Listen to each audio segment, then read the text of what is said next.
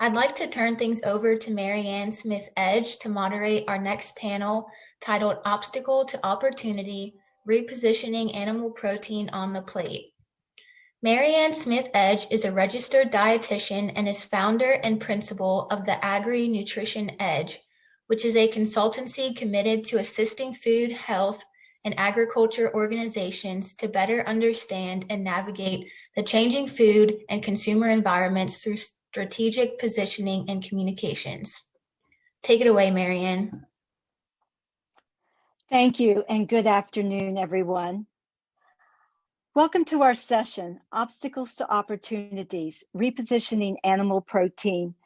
I'm Marianne Smith-Edge, as noted, and will serve as your moderator and a panelist for today's session. With recent media headlines from the realm of research to culinary, some would say the star was tarnished. Next slide. But we are here today to confirm that animal protein is here to stay. And with some repositioning and polishing, the shine will return to the star. All the panelists today have animal ag roots. And if we could go just one back, thank you.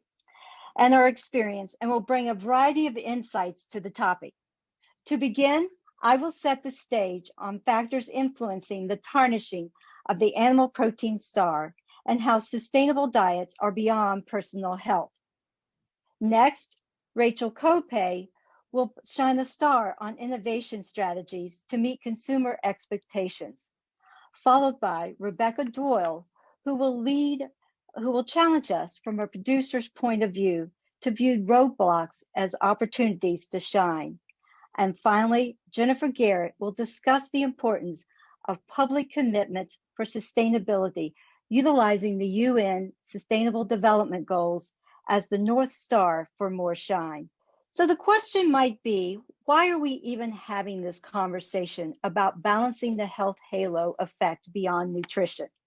And definitely one question that Kim answered appropriately and really talked about in the previous session. So let's roll back time and think about what has transpired over the last 10 to 15 years.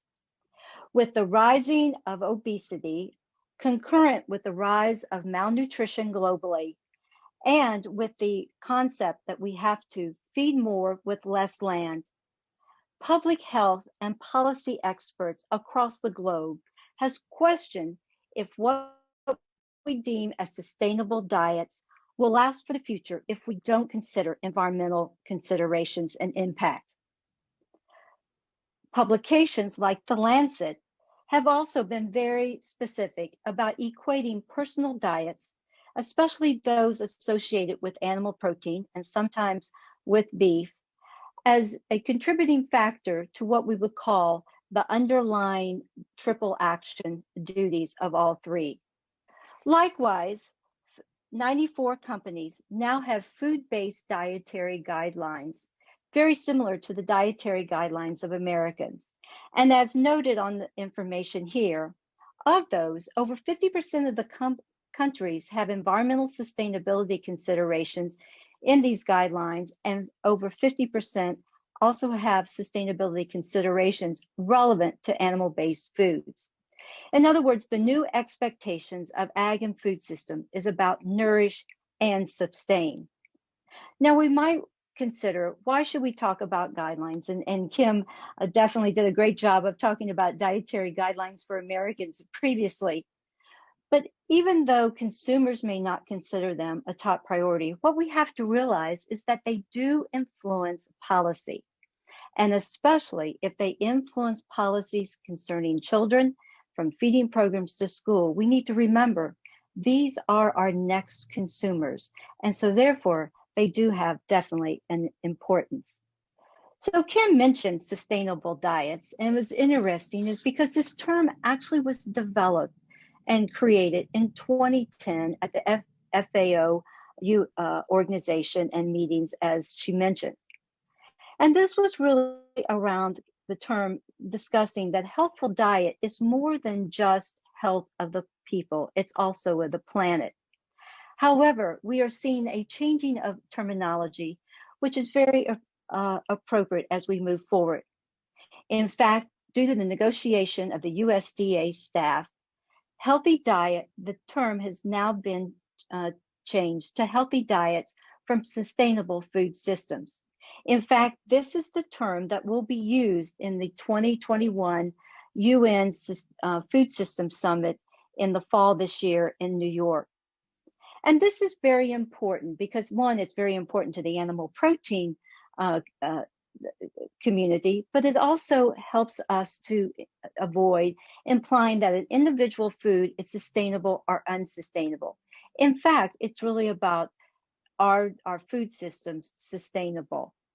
So in this regard, we can see that why this change of terminology is important is that it really helps balance some of the current dialogue that you're seeing during these pre-conferences and dialogues prior to the UN sustainability. Because nourish and sustain planet and people, in this aspect, is looking at these two examples show that one on the left is what's called the double pyramid from the Barilla Center in Italy. And of course, for many of you recognize the LANCET diet, is both of these have sometimes really talked more about looking about showing that animal protein environmental impacts might outweigh the overall personal health benefits. In fact, from the 2020 IFIC Food and Health Survey, we can see that US consumers have this perception that plant-based protein actually is more helpful than animal-based protein, something that we need to consider as we move forward. And this fact in the next slide is reflected in the article that Jennifer Garrett and I co-authored last year, The Nutrition Limitations of Mimicking Meat.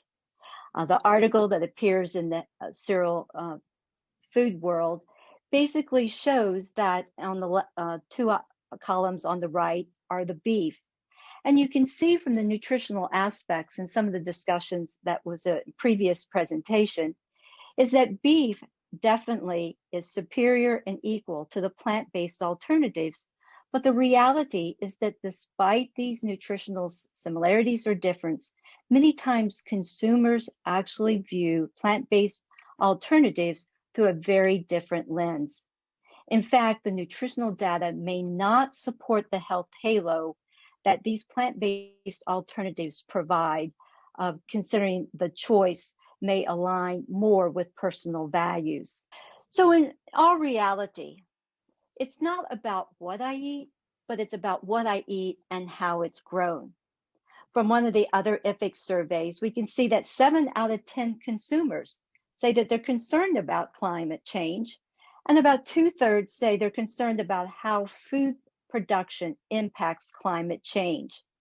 So when we look at it, it's for many consumers, it is thinking about what I eat and the production and how is that going to affect the overall sustainable eating habits. But what we know and what you've heard before is that the good news, the data trends show that animal protein is definitely going to remain high on the plate. You heard that from the previous conversation, and this is some data also from IRA. So the reality is, it's not animal protein is not going away. It's still going to be on the plate and major. However, a couple of things that we need to consider. We do see that there's going to be a little change of a higher percentage of flexitarians, those that will eat meat, but perhaps not every day.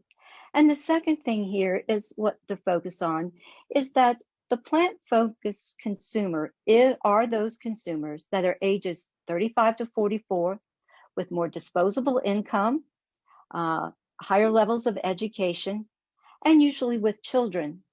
So the takeaway here is to recognize is that these children are also the next generation of influencers and the next generation of those who will be buying and purchasing. So when we look for the desire about balancing the plate, I would agree. It is about balance, and it's about will meat still be the star of the plate? And yes, for most consumers, it definitely will. Because as you can see, over 75% says it belongs to the plate.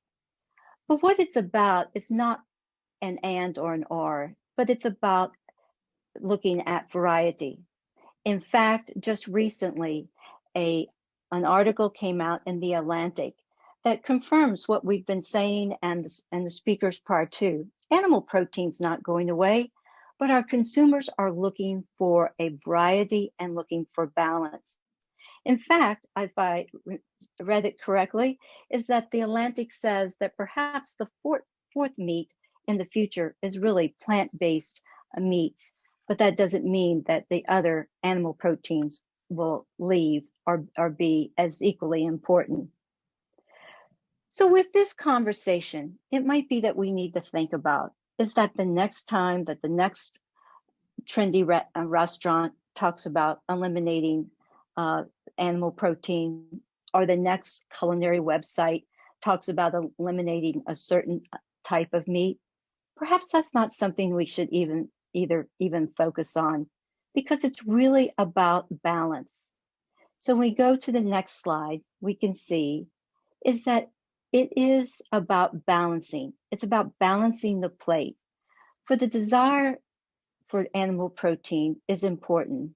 And as Kim so eloquently talked about the dietary guidelines for Americans and about balancing portions, and thanks Kim for setting this up, is that the dietary guidelines for Americans, yes, they are plant-based, but they incorporate animal protein foods.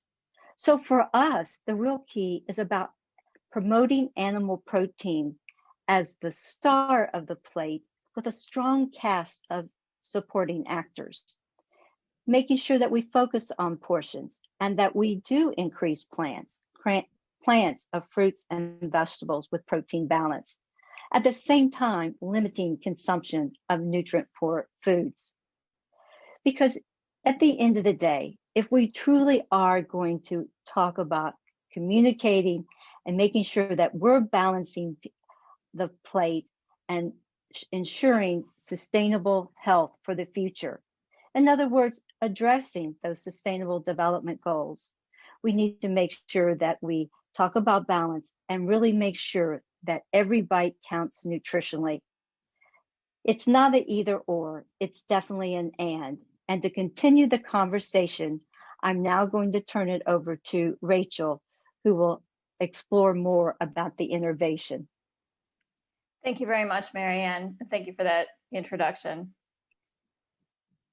So I'm going to be talking about marketing and innovation for competitiveness in the consumer landscape. And I'll be talking about quite a few examples to address the question earlier, from the plant-based side. But I think it's important on any discussion involving change that we first level set on reality. So we know that we're not going to stop eating meat.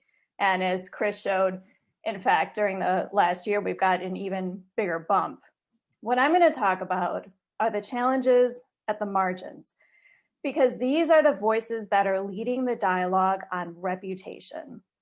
We've all seen the numbers on the advanced of plant-based or alternative proteins, and it's easy to feel that animal protein is under attack from animal welfare and environmental groups, from a well-intentioned but misinformed consumers that have lost trust in the traditional food industry and are seeking transparency and authenticity, and from a retail sector that's looking for new category opportunities to appeal to these trends. But let's keep this in perspective. Although the rate of growth in alternative proteins looks impressive, particularly if you look at the past year, the overall market share is still one where one industry analyst, and Chris alluded to this as well, one industry analyst called this small enough to be considered a rounding error, or about 1%. And let's face it, the consumer landscape can be confusing. I'm going to be using dairy as a leading example of some of the trends in alternative proteins. And in the US, this has gotten to a point where we can sometimes feel that the dairy case is becoming less and less dairy every day. So what's going on? The new consumer marketplace is one that moves faster than ever, and the rules of the game are changing. Foundationally, consumers' concept of healthy has changed. Traditionally, healthy was based on nutrient content and informed by experts. Increasingly, consumers are viewing healthy in a different way, with demands for clean label and greater transparency. They want to know the story behind their food, and they seek food that aligns with their values. Well, we may ask, looking at this quote here on the lower right, what's more human than a farmer taking care of their animals? And research shows that consumers have a high degree of trust in farmers. Consumers identify with the personal connection of a farmer story, but they have fear of the unknown and what they see as industrial scale. Second, who consumers look to for sources of authority in food has also changed. Whereas in the past, large branded food companies were seen as trusted marks of quality and wholesomeness, now consumers are increasingly looking to other sources of authority, including chefs, influencers, athletes, celebrities, and lifestyle brands, and they're driving trends. Social media and online platforms, as we all know, spread information and trends very quickly and allow more voices to contribute to the dialogue, well-informed or not. And the difference here is that these influencers are not just endorsing products, they're investing in new technology. And actually, we say the consumer is making demands, but we know that another strong influencer here that's capturing trends and influencing both consumer and industry behavior, and where a lot of the action is happening, is in retail. So when we look at this dairy case with a sign that says nourish your body with milk, only this portion grayed out here is milk. The rest are alternatives. However, there are lessons to be learned from these challengers, and that's why I'm showing them. In rethinking how retail space and positioning can be used to connect with consumers and using technology to add value. For example, I heard from Beyond Meat that positioning in the meat category, not frozen, was critical, and that's a lesson that was learned first in dairy. Animal protein can compete by continuing to drive convenience and fresh, which we heard from Chris's consumer interviews, while emphasizing nutritional benefits, which we've heard from our last two nutritionists here, of your animal protein product. Using branding and packaging to connect with consumer values is an opportunity to tell your farmers' stories. And looking at the drivers behind purchases made in the alternative space can give us information on what consumers are actually really looking for when they're buying these alternative proteins. For example, reading reviews of alternative and organic milk, again and again, I read longer shelf life. Well, this is a processing and packaging change that has nothing to do with the product itself. Finally, rethinking the hard line between animal protein and the alternatives, or what Marianne alluded to as a fourth meat or an additional meat. In the past, blended products were a way to make food service items lower cost. Today, innovators are looking at what they can do to take the best attributes of animal proteins and alternatives. And in reality, most consumers who are buying alternatives are also buying animal proteins in the same basket. And so that's another opportunity. Essentially, animal protein needs to be thinking about how to stay ahead of category infringement, but also looking for lessons there. This is a dynamic and fluid marketplace, and it's global. We know that as incomes rise in developing economies, consumers seek more protein, specifically animal protein, in their diets. But as culture and trends are globalizing more rapidly than ever, food trends are also spreading rapidly, particularly among upper income brackets. At the same time, cold chains and modern supermarket chains are developing to give more real estate to alternative protein products and give more exposure as well. And the investments in the space are scaling up rapidly. Underlying this growth is a new model of outsider innovation that has developed over the past several years. Increasingly, large food and CPG companies are replacing traditional traditional large R&D departments with innovation-focused models, borrowing from the software industry's model to combine VC firms with incubators to search for and develop acquisition targets from the outside. This model works on several levels. It brings in outsider innovation and startup authenticity that consumers crave. These outsider entrepreneurs inherently appeal to consumer values because they are consumers. and they have a different lens. It leverages food processors' strengths in developing and scaling the business.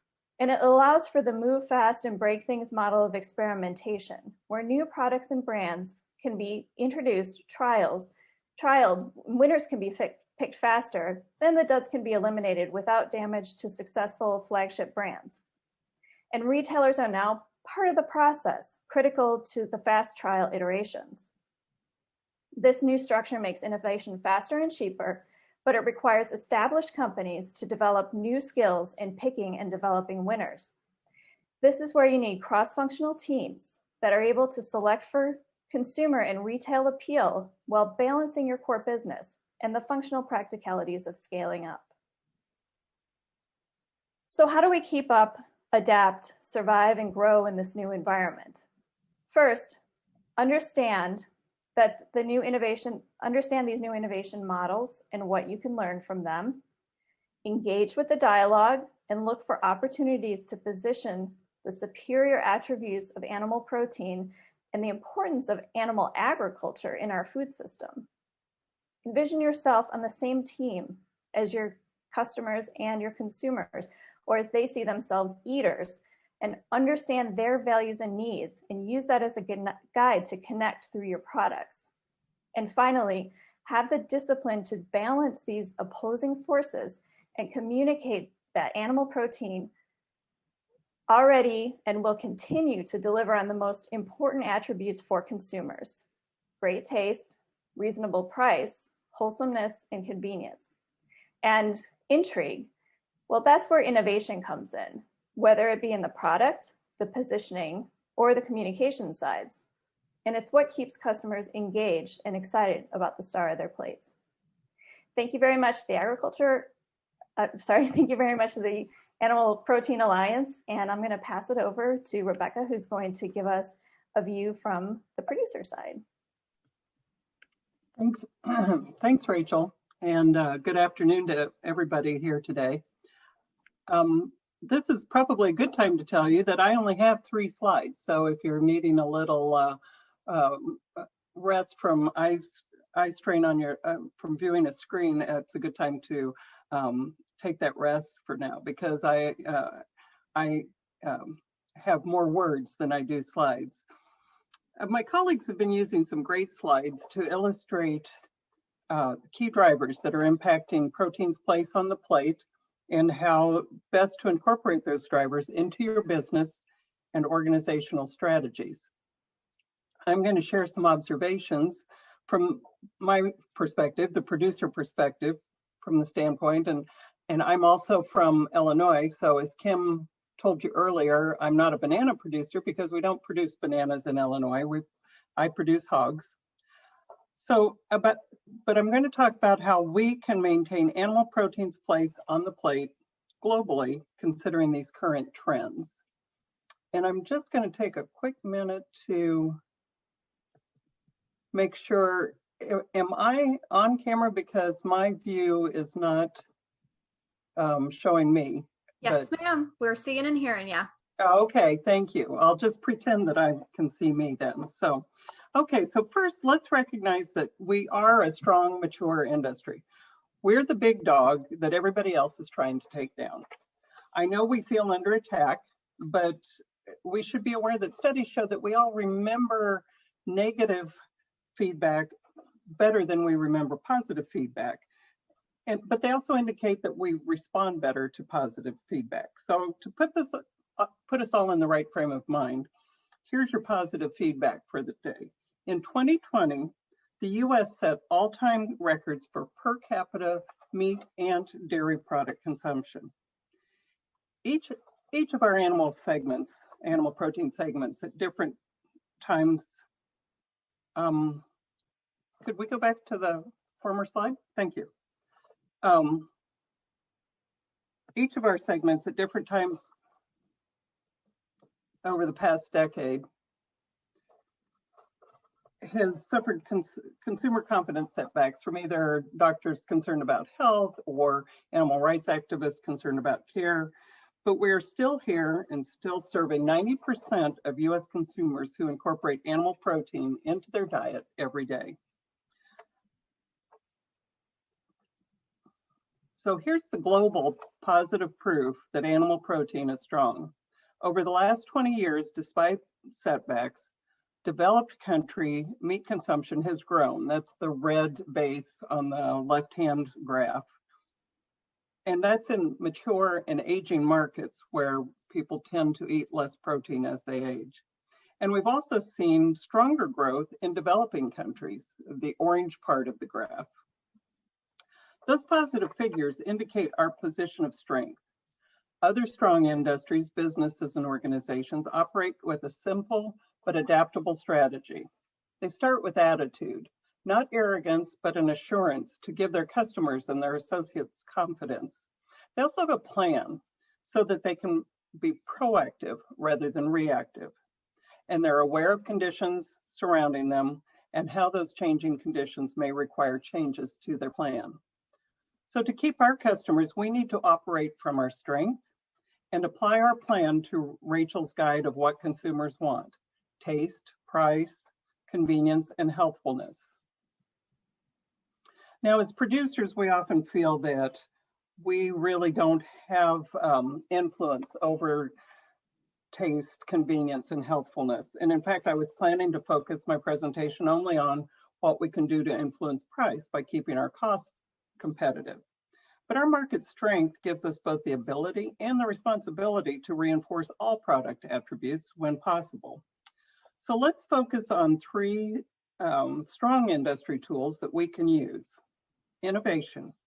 Rachel gave us several examples of how innovation is responding to consumer taste and convenience demands, but innovation can also help us as producers meet their desire for consistency of product. Pork and beef especially still have some ground to gain on product consistency, but innovation through genetics should get us there. And our input providers are helping producers stay cost competitive by developing innovations for better animal and bird health, improved nutrition, better housing, and especially labor-saving technologies. We as producers have today's opportunity to analyze which innovations work best for us and to embrace those. Prevention is another tool, and it sounds like a negative word, but it can positively help producers remain cost competitive.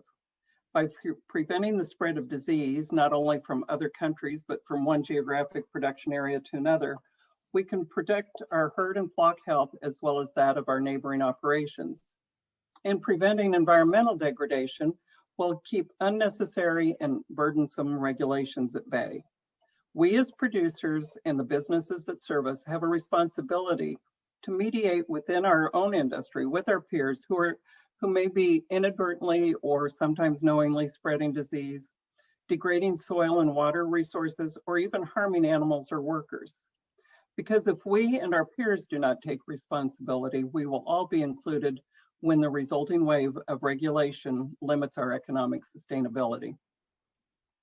Managing issues within our industry and from a position of strength gives us the wisdom to understand that what seems expedient today will probably have a long-term negative impact on the industry's reputation, both with our consumers and on our global cost competitiveness. But there's a positive side to prevention and regulations. When I was Illinois Director of Agriculture, I saw every day how regulations actually help our industry. They help us stay strong and defendable. We often take for granted the foodborne illness prevention programs that we have had in place for decades, especially meat inspection, that gained the reputation for food safety that our products enjoy today and that continue to open markets for us around the world. Okay, so participation. This one I'm going to spend a little more time on because participation in industry affairs and in policymaking is the tool that most producers just don't have time for or don't bother to invest in. But participation, and I think I'm singing to the choir with this audience, but I'm going to go ahead. Participation is the tool that protects our effectiveness with innovation and prevention, the other two tools, and it's the most important for keeping us cost competitive and assuring that our efforts to improve taste, convenience, and healthfulness for our consumers are not blocked. People working with policies prevent problems and sometimes even solve them. So for those of us who prefer production to participation, I'd really advise to invest as much time in selecting your organizational representatives and elected representatives as you do hiring your accountant, your attorney, your veterinarian. Hire the best and give them the tools that they need to be effective. As our industry has developed, we have dealt with policies that provide support and those that block opportunities. From federal crop policies that encourage production and lead to cheaper feed, to local facility siting policies that limit our choices, we're often buffeted by the effect of policies. Trade policies can isolate us from the markets we seek, or they can include us in global opportunities. And policies can seem to be supportive at the time they're developed, but sometimes cause long-term weaknesses in our industry segments. That's why it's important to stay involved so that we can be proactive and assure that animal agriculture's future is considered in all relevant discussions. More inclusion, understanding, and transparency leads to less frustration and more trust. And focusing on the facts, especially science and consumer feedback that is based on what they purchase every day, will help us deal with opinions that threaten to weaken our resolve. How many times have you heard that today? One of the facts I want to emphasize before I close is that there's a developing world out there that's depending on us to provide them with animal protein they crave and that they want to purchase as soon as they can achieve that purchasing power. And I firmly believe that we need to stay in business and provide them with that opportunity. So thank you. I'm now happy to turn the stage over to my colleague, Jennifer Garrett.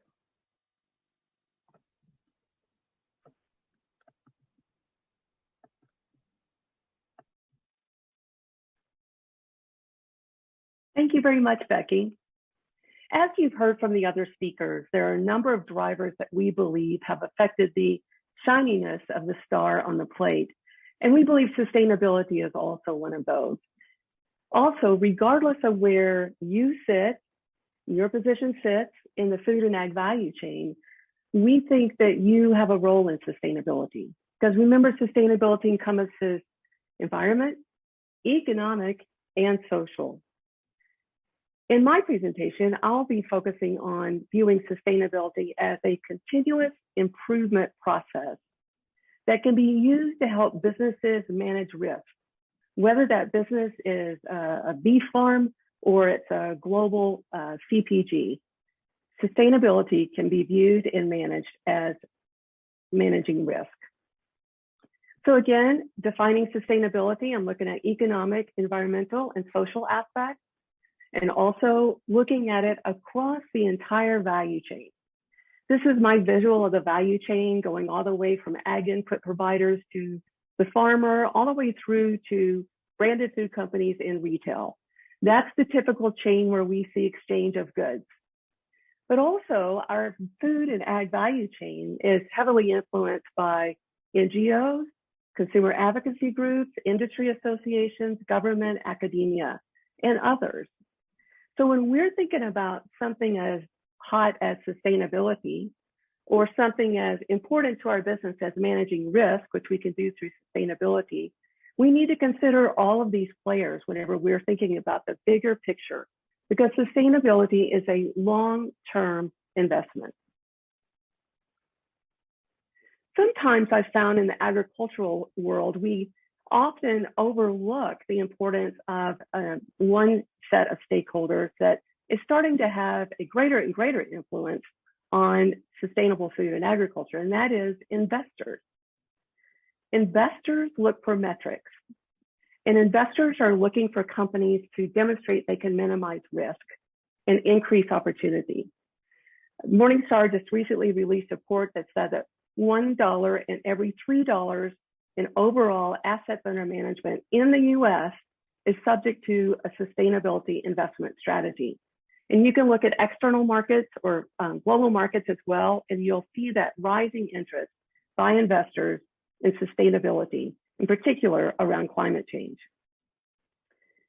But in my experience in interacting with boards of directors, both at the commodity level and the CPG level. The importance of measuring and monitoring what we do is important to our business regardless of its size. So in sustainability, having metrics that show improvement over time that are specific and dated tend to be those that are more trusted by investors, as well as others that you see along this value chain. Marketing terms are also used, and they can also be used to improve transparency and connect with values, but so can the metrics that I mentioned earlier that are helping to manage risk. I applaud the Animal Ag Alliance for their great sustainability impact report that they recently updated. I found it to be very useful because it has all of the facts and figures right at hand by species related to environmental aspects, as well as social, defined as nutritional and health, as well as economic aspects. One thing I noticed that continuous improvement goals, or not goals, but reports, were included in the environmental aspects as they were reported by species, the reduction in greenhouse gas emissions over time, the reduction in or improvement in water use, or the reduction in energy use. All those types of environmental metrics that many of our stakeholders are evaluating. But also we're evaluating them on our farms as well, because it helps to improve our efficiency as well as to improve our economic sustainability.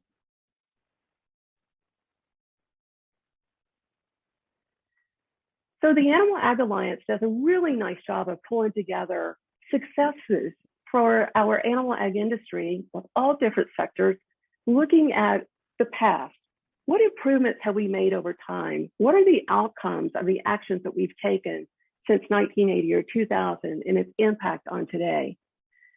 The crop organization that would look at these type of metrics is Field to Market. The Field to Market has about 150 members now. These members represent the entire value chain that I showed on the previous slide, including NGOs, academia, and government as well. So this organization was originally developed for commodity crops to develop pre-competitive metrics that were science-based and outcomes-based so that we could monitor over time what our actions on the farm, whether it's an organic practice or a conventional practice or a biotech practice, what those actions on the farm are doing to change those metrics over time that relate to environmental aspects. Right now, Field to Market focuses on environmental. They also will talk about social and economic, but their primary focus has been environmental. So this organization, because it's looking at continuous improvement metrics, can also be a good source for those of you who are focused on export markets.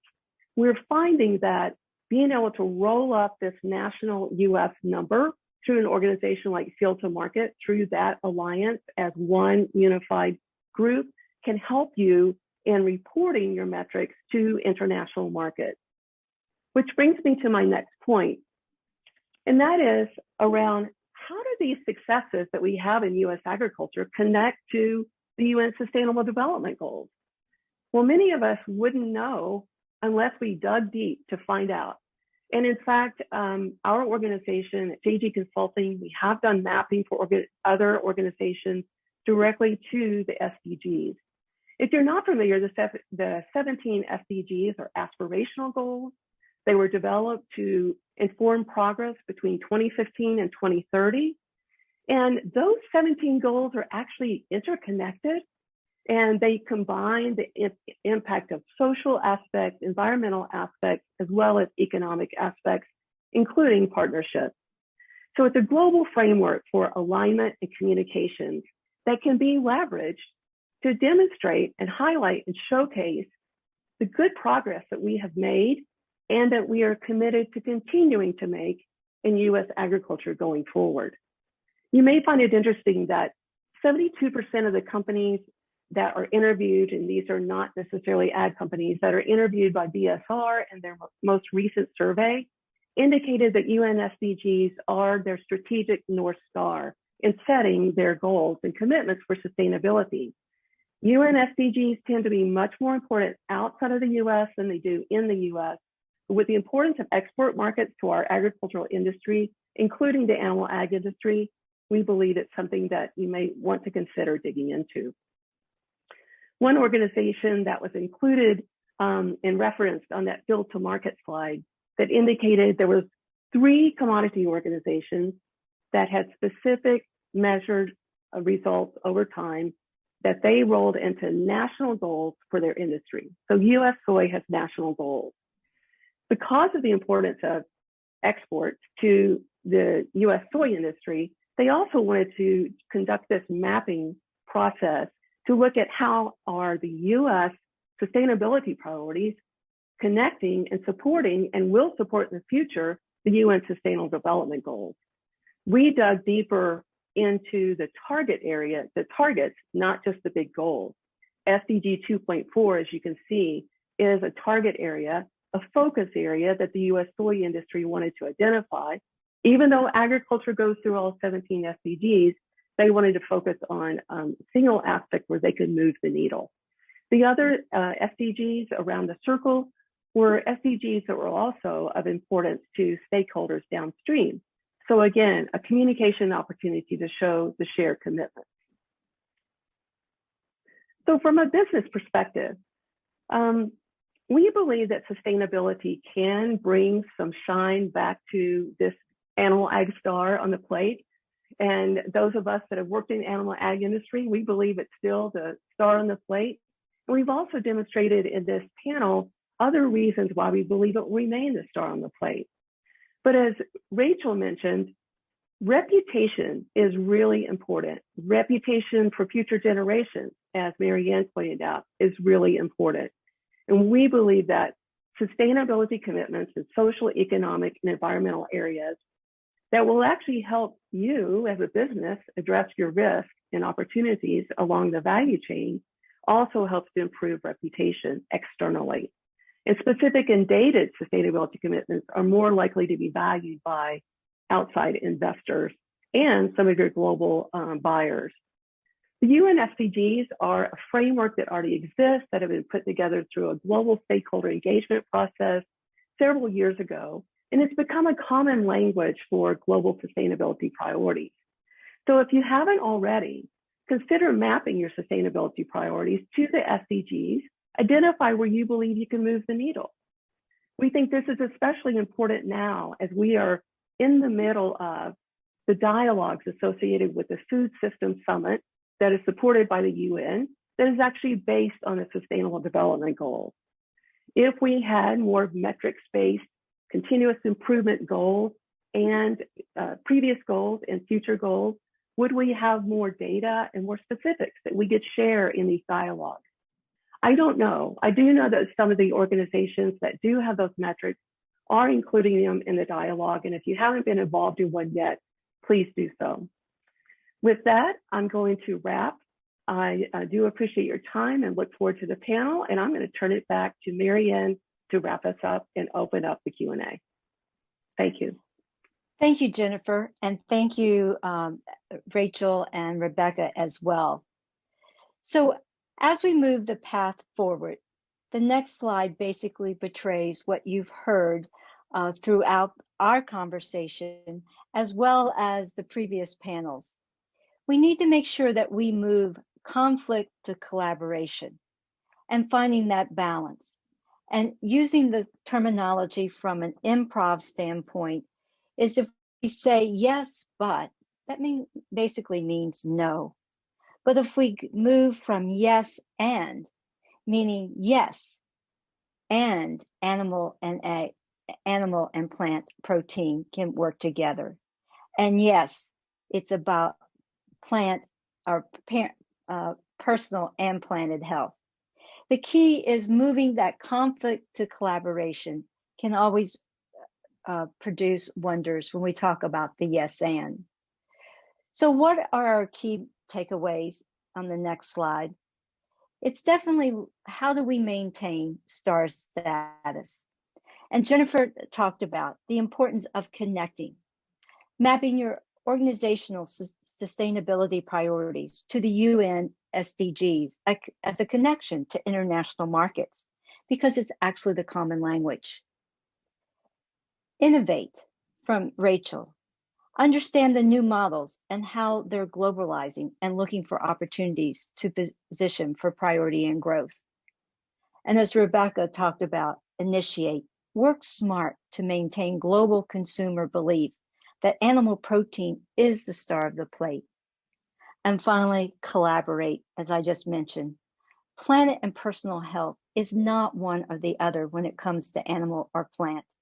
It's the importance of working together to create a sustainable solution for all. And I think you heard from all of us when we talk about all, we're talking across the spectrum, outside of the lines, not just domestic, but global, because overall, that's where we'll see some major growth as we move forward. So on the next slide, when we talk about the future of food systems, as I and Jennifer both mentioned, the upcoming UN Food Systems Summit in the fall this year, we need to be at the table. U.S. food and ag definitely needs to be at the table to ensure that we are telling our story and position animal protein as part of the sustainable food systems. The Animal Ag Alliance had an independent dialogue, which a few weeks ago, of which many of you and myself were able to participate. But there's always continued opportunities. In fact, you can go on the USDA website and look for sustainable diets and be able to document what you and your organization are doing. Because this is where the discussions happen. And this is so important, why animal and agriculture needs to be at the table. Because on next slide,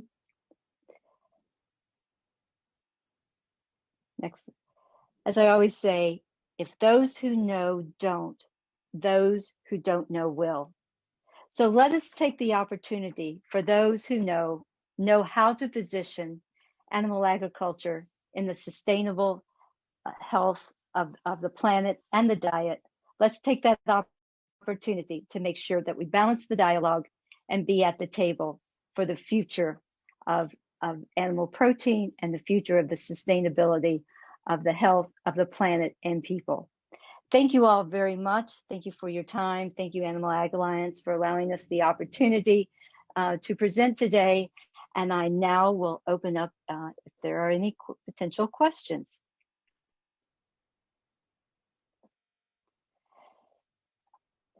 So one question is, I see here, is that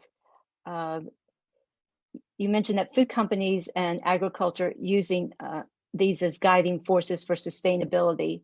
However, has there been recent discussion about the UN moving away from the SDGs? And what insight can you add for this as a supply chain company continue to focus on sustainability? I'm going to say that Jennifer, this might be one of the questions that you want to address, and Rachel and others can jump in. Sure. So I'm not aware that the UN has publicly announced that they're moving away from the SDGs. And I'll say, even if they were, when we dig behind and look at those 169 targets, those principles will still need to be addressed regardless.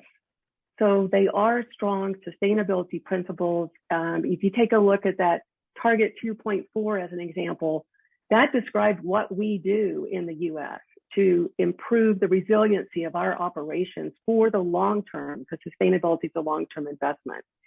So I don't believe that sustainability is going away. I would encourage supply chain companies to continue to focus on sustainability, because I believe that your investors are going to expect that you will be able to demonstrate that you've minimized risk down your value chain.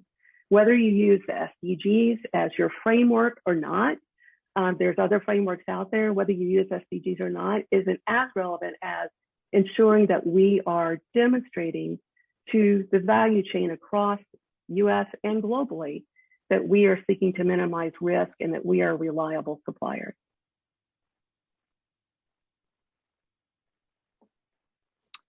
Thanks. One of the other questions that had come in, and Rachel, I may ask you this, and I can add in, do you think the natural label and discussion will go away with more of the alternatives coming to the shelves? Will this be top of mind for our consumers?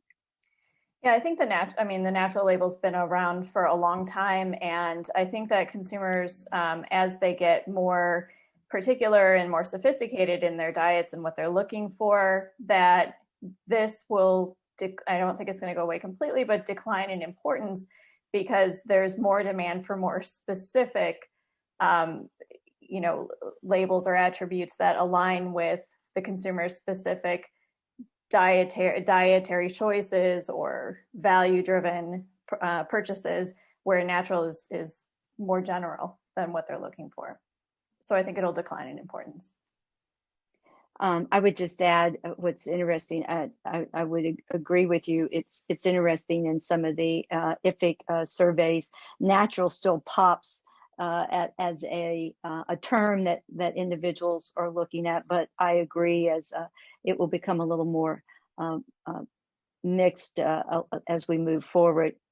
And so then one final question that we have here is, what's going, and Jennifer, I'm going to direct this to you initially, is who's going to be at the UN table to speak for US Ag? Obviously, we know USDA will be, and if we need to be there, how's that going to occur? Any insights? That's a great question. In fact, USDA is at the table for us, FAS, and there are a few other agencies, government agencies that are there as well. That's slipping my mind right now of what they are. But we are represented, we in Ag are represented there by USDA. And you can go on the chief economist's website and take a look at the reporting against the SDGs of U.S. agriculture rolled up based off of the data that USDA has access to currently. So that website is very helpful to help you to understand the bigger picture of SDGs, as well as how they are representing us at these food sustainability system dialogues. So the Food System Summit itself, USDA, the government will be representing there in September. There will also be a meeting in the summer, and I would encourage you to connect with Hannah to ask more about their involvement, the Animal Ag Alliance involvement in the dialogues and how you can contribute. Another way that you can contribute when you go on that website is they're building a compendium of U.S. ag success stories. So U.S. soybean has an example in that compendium.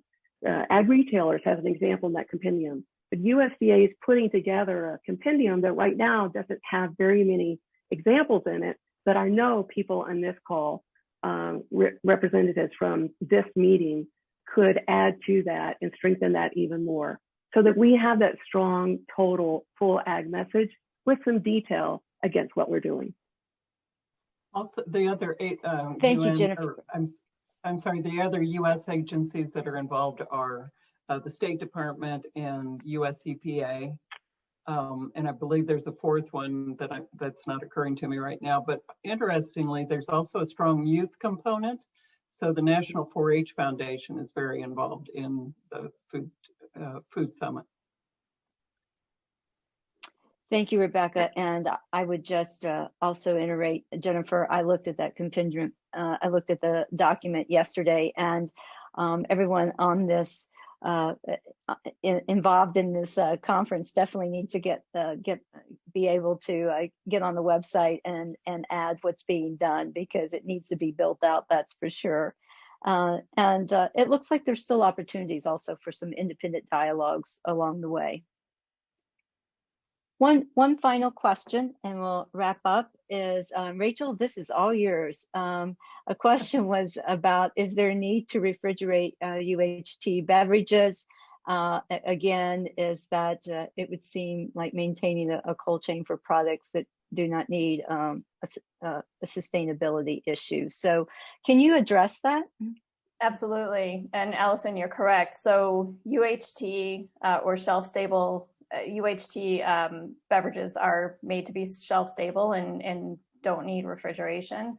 However, there's confusion because there's also something called ESL, extended shelf life, which is a type of pasteurization similar to UHT, but doesn't use commercially sterile packaging. And that I'll try to have that be as wonky as I'll get on that. But the confusion comes in because, you know, when we look at the alternative dairy beverages, they're non-dairy beverages, they used to be pretty much UHT, and they'd be in the middle of the grocery aisles. And they moved into the dairy case and the cold case using the ESL, which does need to be refrigerated, but has a longer shelf life than typical pasteurization for milk. So that has been successful in markets where consumers are used to drinking fresh pasteurized milk. And it is a less successful strategy where in markets where consumers are used to drinking shelf-stable milk. Now, in regards to your question of sustainability, absolutely. The products that don't require refrigeration can be more sustainable. And in fact, this was actually an attribute that came up recently in a survey that a non-dairy beverage put out there, a meal replacement company put out there, that one of the attributes that came up in terms of sustainability for their customers is that they liked the shelf stability of the product. The fact it can be stored without refrigeration, they see that as a sustainability metric. So there's a little bit of difference there between, you know, what consumers say when they respond to a survey and then what they reach for when they have the perception of fresh when they go into the supermarket. So you're correct. And I hope that that answers your question. Thank you. And thanks to all the panel members. It was great to collaborate on this panel. Thank you, Animal Ag Alliance, for the opportunity, and to each of you for listening today. And know that you have our contact information. So further questions, please reach out. So I will turn it over now to, I believe, to Casey with the Alliance team for the next speaker. Thanks. Thank you so much, Marianne, for leading that really great discussion. We had a lot of mentions of the Animal Ag Alliance's role in the UN Food System Summit and that independent dialogue. So we've dropped those links in the chat. To learn more about how we engage with influencers, whether they be bloggers, government officials, restaurant, retail, and food service association leaders, we'll drop that link in the chat as well. And you can check out more on our Engage part of our mission on our website.